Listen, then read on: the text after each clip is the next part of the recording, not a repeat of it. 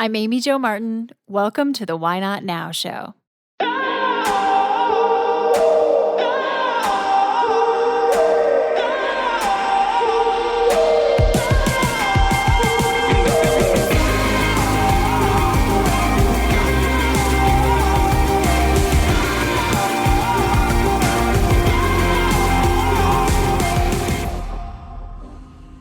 You know that thing you've been thinking about doing? Yeah, that one. Why not now? Have you ever actually taken the time to ask yourself, what's stopping me? Let's talk it through. This is your chance to give that idea the attention it deserves and take action. Each episode, I have a chat with a fascinating person, from entrepreneurs to athletes, celebrities, my parents, rocket scientists, and all walks of life. We talk through a critical time when they've asked themselves, why not now? We dissect that day or even that moment, step by step.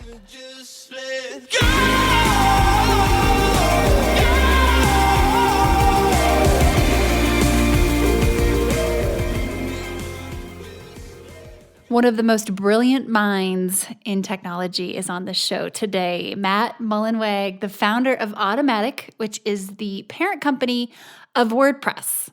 And Wordpress runs 27% of the entire internet, including my website. So Matt is quite the tech powerhouse, and he and I discuss quite a few different things relative to business and when he decided to take on funding and what questions you should ask yourself if you're thinking about making that decision and different filters that you can go through. Matt is a perfect mix of brilliance and logic and down-to-earthness, if that's a word. A little bit of trivia, he can also type 120 words per minute. He's only age 33, and he dropped out of college. He's also a musician, and he doesn't cuss. So we have on our hands the world's most interesting man. And he's so humble, and I think that's one of the things that I love the most about him. So without further ado, here is Matt.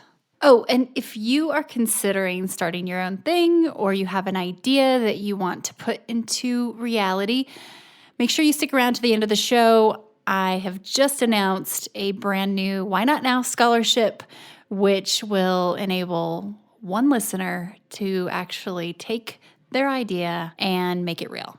And this involves heading to Brazil with me to attend an incredible academy that will help you learn everything you need to learn, meet who you need to meet, and kind of watch everything unfold from there. So make sure you stick around to the end where I describe a little more. Most of you know that I'm a big Headspace fan. And if you're new to the show, just as some background, I started using the Headspace app about a year ago, and it's been the single best thing I've ever done for myself. Here's the thing though. Sometimes meditation and mindfulness is not what we imagine. Yes, there are days when I feel like I'm in a Zen situation, and other days I've been known to hit the SOS button. There's literally an SOS button on the Headspace app. So there have been times where I've removed myself from certain situations and gone somewhere to push this button. One time I even escaped my car. So this quick 3-minute mind saver has kept me from falling down that rabbit hole in some way. Or even saying things I didn't mean, maybe texting or emailing something to someone that I didn't mean. It's like taking a breath of fresh air, and it just allows me to reset.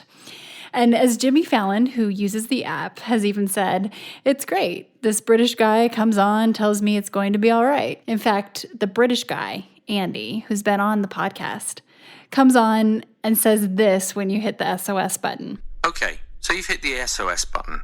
So there's a pretty good chance you're feeling pretty stressed right now. So to begin with, I'd just like you to find a place where you can sit down just for 2 or 3 minutes, completely undisturbed. So maybe you already meditate, maybe not, but you want to start. Regardless of the case, let's be real. Most of us don't have a Zen sanctuary with a fluffy pillow, mood lighting to retreat to when we're about to lose it. So now you can literally have an SOS button that you push. It's a 3-minute pause thanks to Headspace. There hasn't been a time when I've hit that button and it hasn't made me feel better. Matt, welcome to the show. How are you doing today? I'm doing great. Happy to be with you. Thanks for being here, and I'm thrilled to have you on. And let's hop right in the spirit of why not now. Can you share a time when you had to ask yourself, why not now? And we'll talk it through. I was thinking through this one. The most recent one that really comes to mind was actually a few years ago in 2014. I had recently, on my birthday actually, right after my birthday, taken the reins over from the guy, Tony Schneider, who had been the CEO of Automatic for about 8 years. So just for some background, so Automatic is kind of it's the company behind WordPress.com and Jetpack and WooCommerce. So we're kind of like the P&G behind the brands that people know, like WordPress.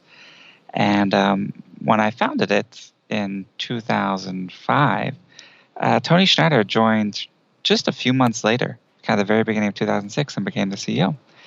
And so fast forward 8 years, actually, I guess a little more than that. And I turned 30.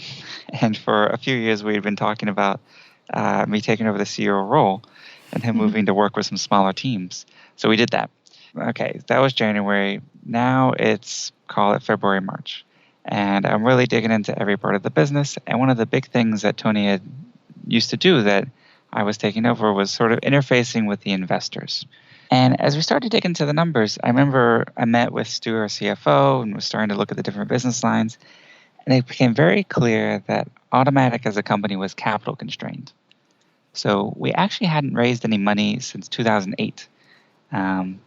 So we'd raised about $1 million in 2006, about 11, 12 more in 2008.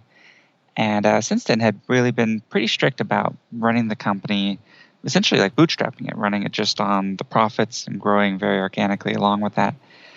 But as I started to dig in, it became very obvious that there were opportunity costs. So there were risks we weren't taking. We were being very conservative with the business, and there were areas that were really interesting that we couldn't even consider, because even though at this point we're 200, 250 people, we only have like $10, $11 million in the bank, which isn't very much for the size of the business we were running. So if we wanted to do an acquisition or a big thing, it just wasn't in the cards. Mm-hmm. And the kind of why not now was, I was like, well, looking at all the assumptions I had around, why we shouldn't raise money and what that would change and what the expectations would be and how that would change the company. And I was just like, well, what if not? So what if we could raise money without changing any of the control of the company or the board? What if we could, get a really good amount of money that would give us kind of like a lot of optionality to go many different directions in the future? And there were two things on the horizon then. One was actually moving into e-commerce. And the second was we wanted to do a ground-up rewrite of the WordPress interface in a thing we call Calypso. But I was terrified to kick that off because I knew it would take basically every engineer in the company would be taken off growth and internationalization and the store and domains and selling things, all the ways we make money to basically do this ground-up rewrite if we were going to do it in any reasonable amount of time, not have it take 5-6 years. So went out to the market and ended up raising about $160 million. So that gave us, again, lots of optionality. It 100% went into the company. So all of a sudden we had a big war chest. It was almost kind of like a private IPO. We had all the capital that we needed to go a few different directions. And we kicked off the rewrite of what became known as Calypso, which actually ended up only taking about 18 months. So it went really fast. Growth did slow in that time. And luckily I warned all the investors this was going to happen, because I was like, hey, 2015 is going to be a slow year. 2016 it'll start coming back, and then 2017 will want to really kick off. So they were expecting it. And we ended up expanding into e-commerce through the largest acquisition we ever did, which was buying a company called WooCommerce, which was about 55 people when we bought it.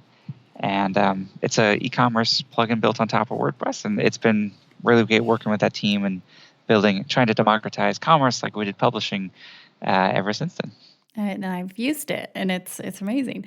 So that's really interesting how it sounds like if we were to dive into kind of the moment where you were deciding whether or not to go out and raise more money, and you said you kind of asked yourself, well, what if not? What if we actually didn't, continue down the same route and went out and added and had this pool of opportunity. Was it a certain thing that you wanted to invest in that was kind of sexy, or was it just this moment of kind of clarity and logic? Or do you remember what kind of gave yourself that green light? So the things we wanted to invest in that were pretty clear to me were e-commerce and this ground-up rewrite, the Calypso project, which is now the basis of WordPress.com. The thing that gave the green light was, we thought about and explored fundraising probably in 2010, 2012, and just decided against it. We couldn't find the right partners, and also we couldn't really articulate what we wanted to do with the money that would be different than what we were already doing, because we were growing the company as fast as we could with just the revenue coming in. And so it was really imagining these new areas that we wanted to invest in, and then taking that story out to the market and finding the right partners.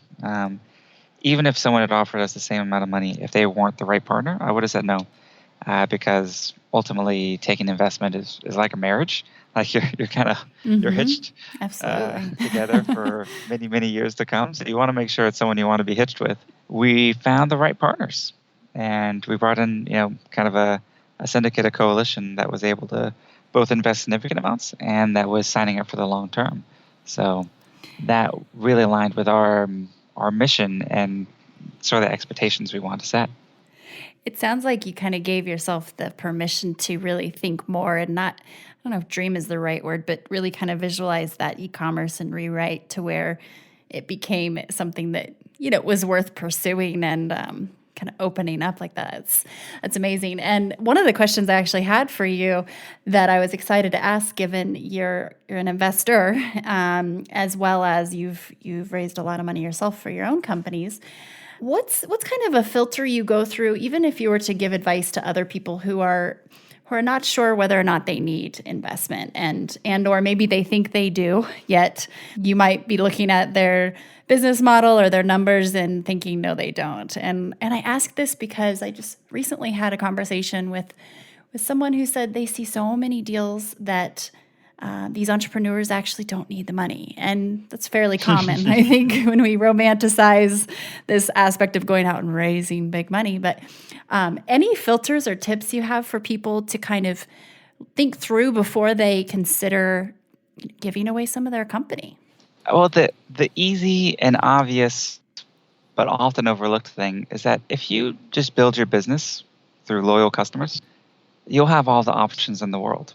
If you have to raise money to survive, you're rolling the dice. The market could change, the investors could change, a previous investor could give a bad reference, which scares away the new investors. Like so many things could happen that, to be honest, are largely out of your control. So I like to focus on the things you can control. And so that's really just growing the business. And if you are getting revenue, if you're getting usage, if you're getting your core metrics are going in an interesting direction, you can choose to self-fund, as we did for many, many, many, many years. Or you can, when you go out to the market, you have essentially the best position because you don't need the money. So that means that you'll be able to focus on getting terms that are right for the business. The second thing is that if you are going to raise money, I think just like any relationship, it's important to have really clear expectations on both sides. So, just talk it through. Like, in 5 years, what are you expecting from this investment? What are we expecting the business to be in 5 years? What are you expecting? If 10 years from now it's not growing that much, what are you going to need to do? Talk through the good scenarios and the bad scenarios, just so there's really clear expectation on all sides. And that way, and write it down, so you both kind of know what you talked about. And then you have that sort of basis to work from. And that could definitely change in the future. But at least it's like what you agreed on and you know what it's evolving into. And you can have a conversation from that shared understanding, which is really the basis of trust. And then the other important thing is whatever you said you're going to do, work like heck to do it. Because, it is something you agreed to do. And I believe that you want to do right by everyone involved in the business. You want to do right by the employees. You want to do right by the investors. You want to do right by the customers. So by setting really clear expectations with all three and then reminding yourself of those so you stick to them, I think you can please all three.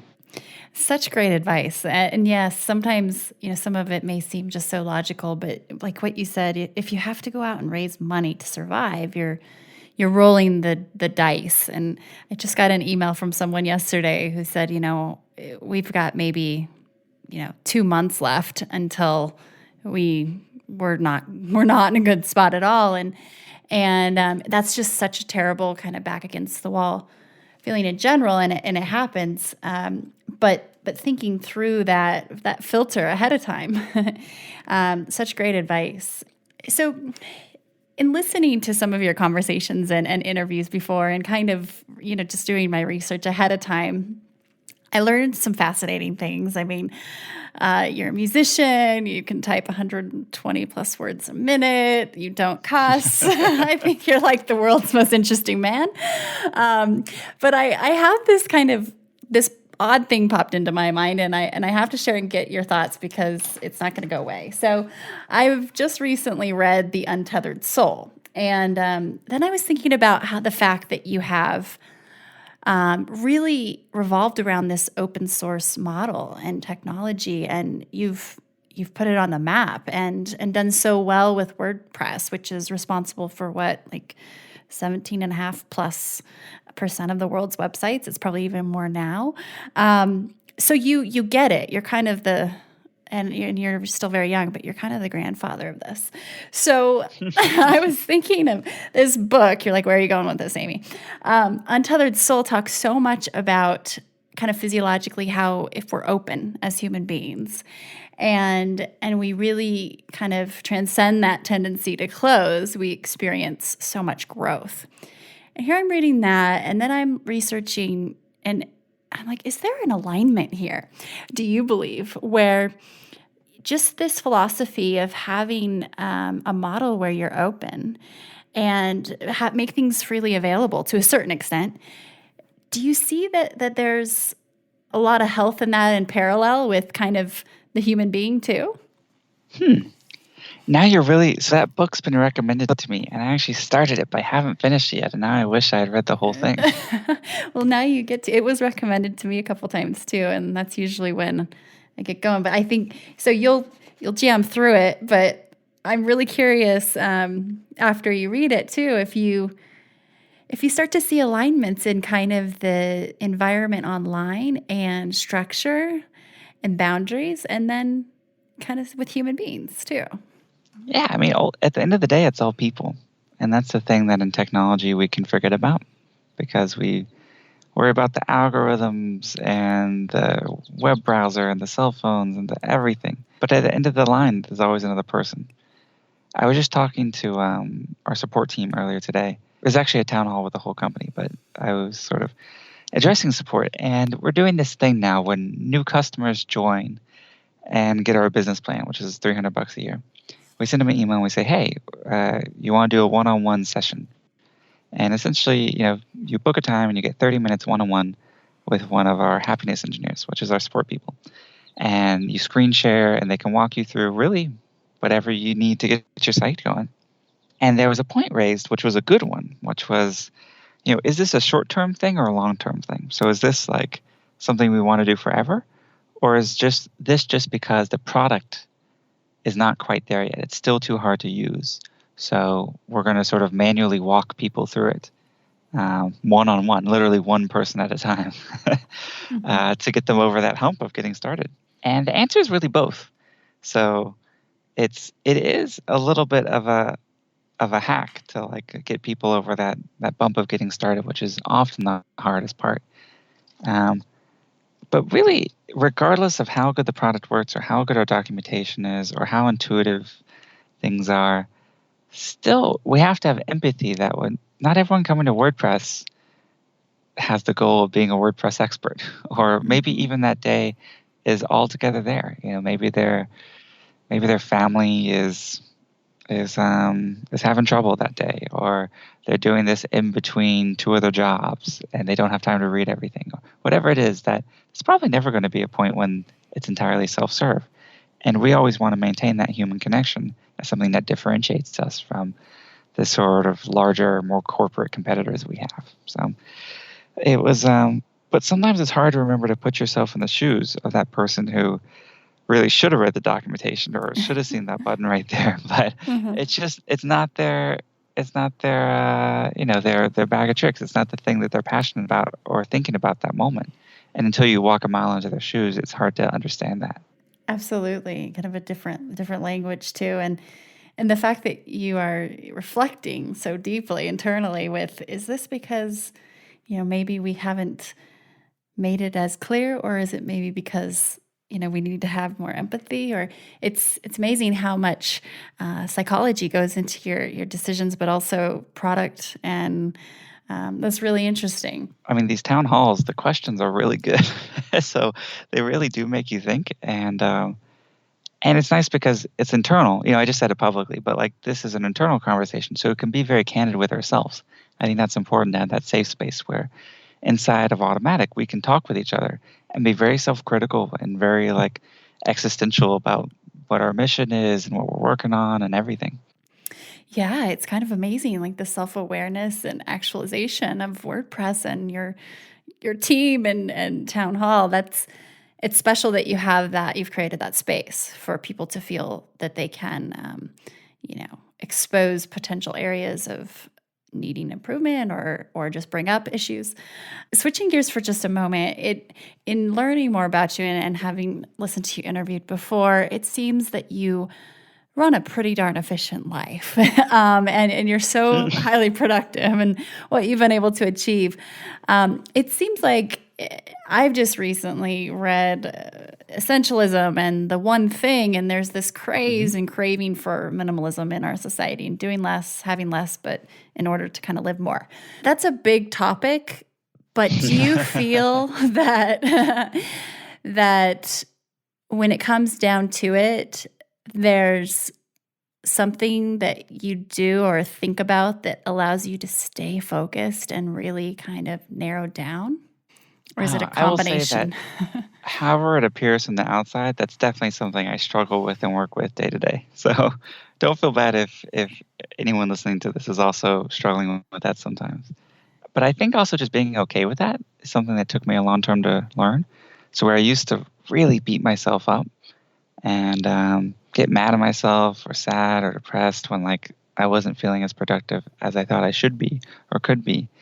One of the things that was so surprising to me about meditation is every time I tried before, I'd sit down, I'd close my eyes, and like I'd be like, I'm not doing it right. Me too. Because I'd still have thoughts. I wouldn't enter that magical Zen, like empty state immediately.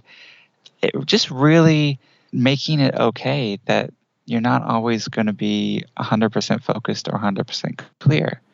But just the act of practicing that intention makes you better and better and better at it. And so there's this thing that happens, it might be, I might do a week, 10 or 15 minutes every single morning. And still I have, the monkey mind when I start on the seventh day. Mm-hmm.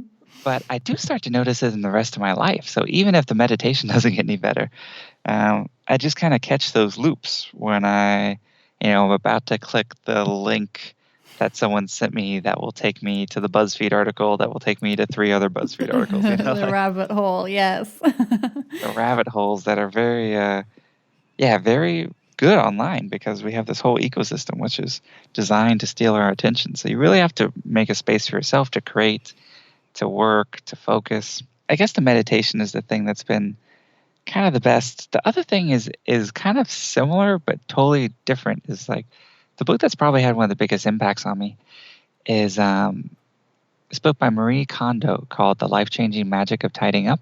Oh, great. Have you read this one? No, I haven't, but I think I need to. I've heard about it a few times now. It's funny. It is a book about tidying up. Like it is literally like how to fold your shirts and how to do these things. But one of these concepts in it that's really good is, part of tidying up is like we often accumulate too much stuff. There's so much guilt when you get rid of stuff.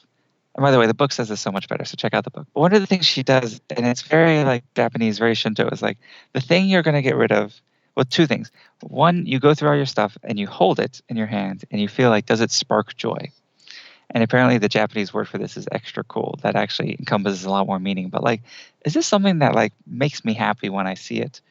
and like I feel like is useful or has a good memory associated or something like that. And if not, meaning that it's something you're going to get rid of or donate, you thank it for its service. And I so love this. just mentally, or if no one's in the room, you can say it out loud, or maybe if someone is in the room, you can say, hey, book or t-shirt or whatever, like, thank you for being there for me, or for, helping me understand that this size doesn't fit me, or whatever it might be. That yellow is a terrible color on me. Or maybe it's something sentimental, like, hey, thank you so much for providing my mom so much joy for many, many, many years. And that's the part that apparently Americans skip the most, that thanking. But it's such a cool psychological hack, because essentially you're freeing your mind of the guilt of getting rid of things. Because all of us, anytime that, I think when you buy something, you're kind of saying like, all right, you and me, this object, we're going in it. Like, Yeah. we're going to have a great long-term relationship. And we're going to have lots of fun together, and I'm going to wear you all the time, or I'm going to, use you to slice potatoes like every day. And then, like, as the years pass, sometimes those expectations don't line up with the reality, but you still feel that guilt of getting rid of it, because you worked hard for the paycheck to be able to afford that, or your parents couldn't afford things like this, or whatever it is. Sure. It's very psychologically difficult too. So that thinking is like actually an amazing trick. And we just talked about stuff for a few minutes, but you can apply that to everything in your life, whether it's relationships, whether it's clients, whether it's features. Like, that act of letting go, I feel like sometimes you have to say that little thank you, even if just to yourself, to be able to let go of things that you might be holding on to that are holding you back. It's so smart and so true. Absolutely. As I was listening to you and I'm visualizing, shirts and pens and who knows what. And then I started to go to, clients, or, thanking things for their service, per se, is a way of, for sure, being able to be okay with detaching. And I love that. I'm definitely going to check out the book. And the more I hear you talk, I think you'll enjoy finishing Untethered Soul too. We've got our own little book club going here, Matt. Wrapping up here, a couple of just rapid fire questions. And one was, what are you reading right now? And it sounds like Untethered Soul is your midway. Anything else that you care to mention, or a favorite book of any kind?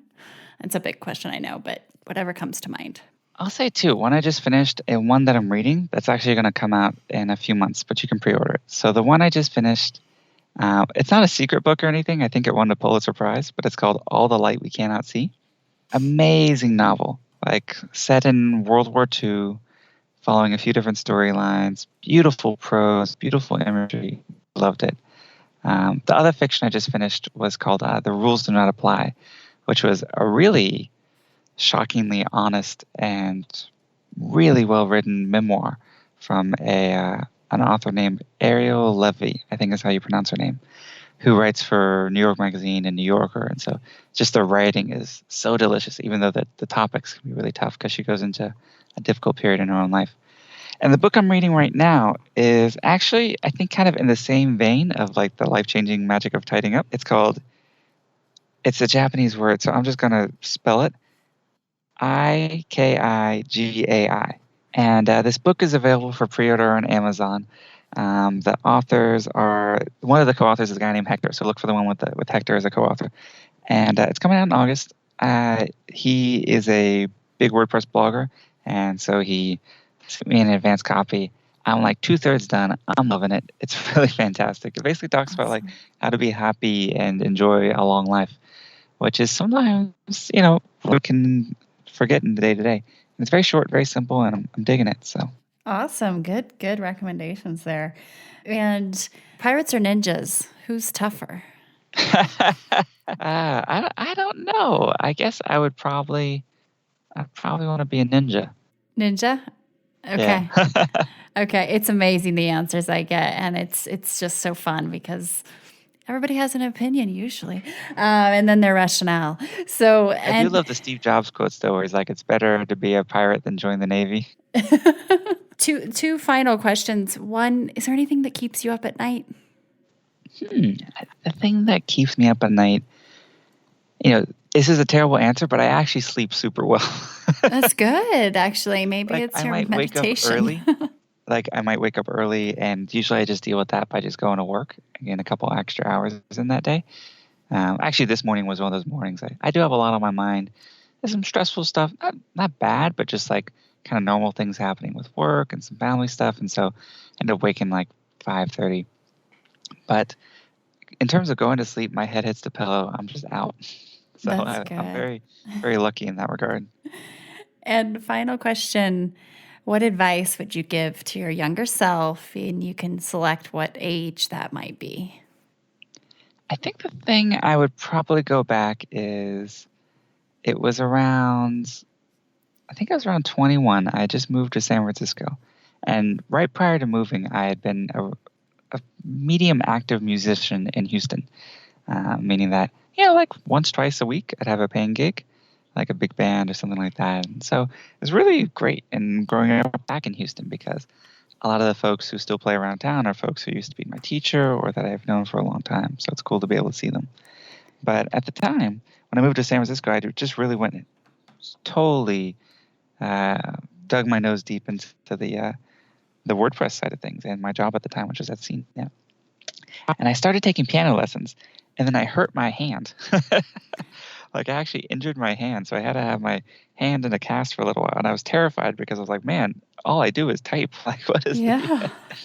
what am I gonna do if I can't type?" So that was a good thing to think about, but it healed, and I dropped the piano though, and around that time, I just stopped even trying to play around town. I think I played one sort of gig I sat in on, like the December I moved to San Francisco, but after that, never really seeked it out. And which was fine because I found my tribe of geeks, tech people. People love web standards and the open web and open source. So that was really awesome. But I wish I kept the piano going because especially like the past few months, I've just really loved piano music and listening to it. Very interesting. And have you gotten back into it? No, this is why No. the advice is like to stick into it because So maybe that's your it's why not harder than now. ever to go back in. Yeah. Yeah. Good why not now. Yeah. There you go. Well, that's good advice, though. I mean, having that passion, and sometimes we lose track. And my husband's a musician, and he kind of put it down for a while, and he was really missing something in his life, and picks it back up, and there you go. It's kind of spark again. But that's great advice. And as busy as we get, it's easy to do, to put things to the side. Well, thank you so much, Matt, for your time. And it's always amazing following your journey. And I just have the utmost respect for you. And I appreciate you coming on the show. It's been a pleasure. And thanks for reaching out.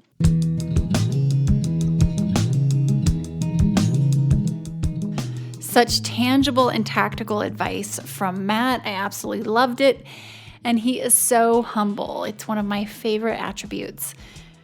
Now, if you are thinking about starting your own thing, or you're finally ready to get started with your why not now, whatever that might be, then you're going to want to listen up because we've just launched the first Why Not Now scholarship. Someone who is listening will be headed to Brazil with me to attend the Exosphere Academy, where you will learn what you need to learn and meet who you need to meet to make this idea of yours come to reality. So for more information, please head to amyjomartin.com/scholarship.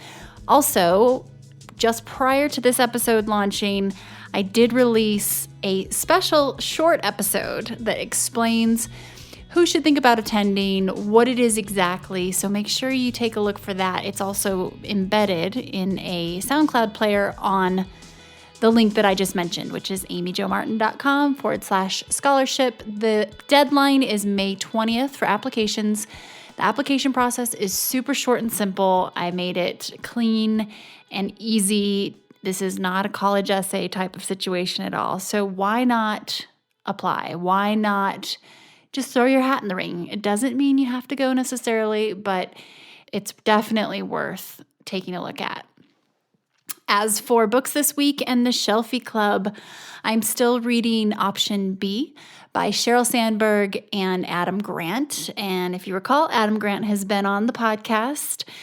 So if you want, take a look back at that episode. But two of my favorite authors, and this book is different. It is unique, and it's about Sheryl Sandberg, the COO of Facebook and author of Lean In, and her experience in losing her husband suddenly in a very devastating experience that has led to the creation of this book. And Adam, being a psychologist, and her friend got together with her to co-write this, and it's incredible. It's not just about grieving and loss. It's about option B. It's about all of us who have maybe set our minds to do one thing and maybe something shifts. It's personal or professional, a plan that changes, and there's always option B. And so their kind of line is, when you don't have access to option A, then you kick the shit out of option B. And those are their words. So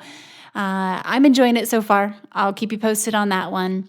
But in the meantime, check out the scholarship. I would love to meet one of you in Brazil. I will be meeting one of you in Brazil in just a couple of months. So we'll talk to you next time.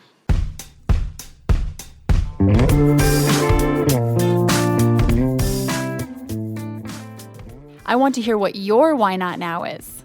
Please share it with me on Twitter, Instagram, or Facebook at Amy Jo Martin. I'll send a signed copy of my New York Times best-selling book, Renegades Write the Rules, to the first 200 people who listen, rate, and leave an honest review of the podcast in iTunes.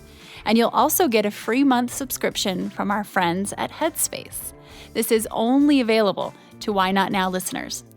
Once you've left a rating and review on iTunes, just email your iTunes handle name and your mailing address to whynotnow@amyjomartin.com, and we'll get your package in the mail to you. For detailed show notes, head to amyjomartin.com/whynotnow. That's where you'll find links to things we discussed on the show, special offers, and how you can keep in touch with guests. Hat tip to my buddies Ash and Devin at Rock Salt Music for our tunes today.